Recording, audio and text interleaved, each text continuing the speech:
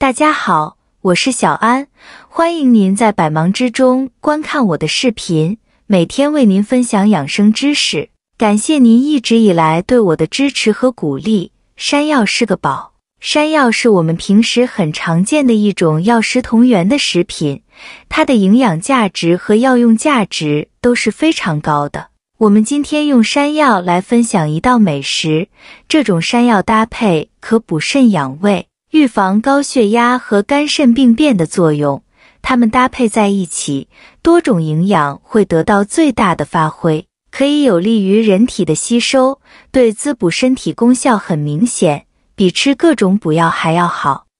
接下来一起跟着视频来看看是怎么做的吧。首先准备适量的山药，有些人对山药的粘液有过敏的反应，如我们的手上沾有山药的粘液，过敏很痒，我们就可用一些食用醋来擦拭一下过敏的地方，这样过一会皮肤就不痒了。山药削去外皮之后，将它清洗干净，再用刀背把山药拍烂。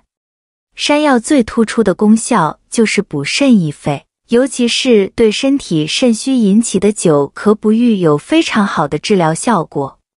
好多人的感冒好了，但咳嗽老是断断续续的不好，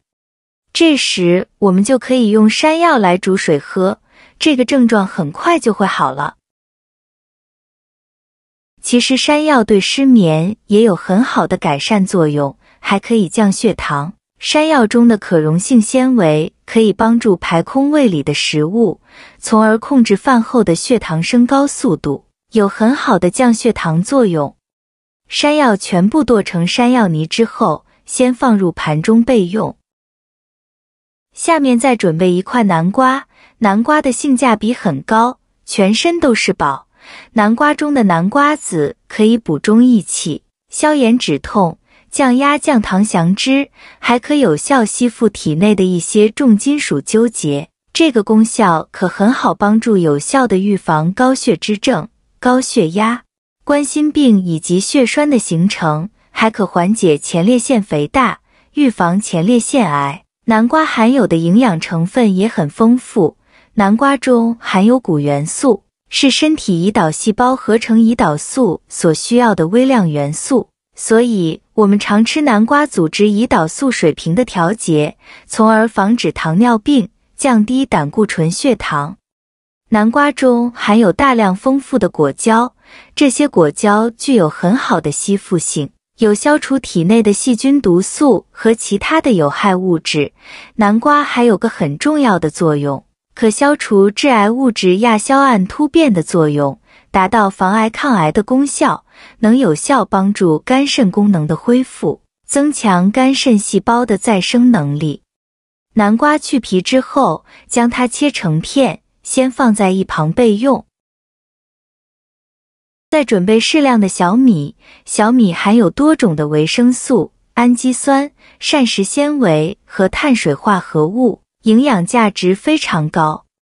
一般粮食中不含的胡萝卜素，小米也有，特别是它的维生素 B1 含量均属于粮食之首，所含的铁量也非常高，营养很丰富，有补血健脑的功效。小米清洗的时候不要揉搓，也不要过分的清洗，不然它的营养成分很容易流失。小米清洗干净之后，将它控水，先放在一旁。红枣，红枣富含铁、维生素 C 等营养物质，有益于促进血液循环，提高血红蛋白含量，增强免疫力，还可以帮助肌肤补水、美白养颜。红枣中的多种营养物质有助于增强体质，提高耐力，特别是产后恢复、老年人等人群具有很好滋补作用。红枣具有滋养补益的作用，可调节神经系统，促进身体健康，改善睡眠质量。红枣中所含的碳水化合物和维生素 B 族，可以促进身体能量代谢，帮助缓解体力疲劳和精神压力。现在我们准备一口锅，加入适量的清水，盖上盖子，开大火把水烧开。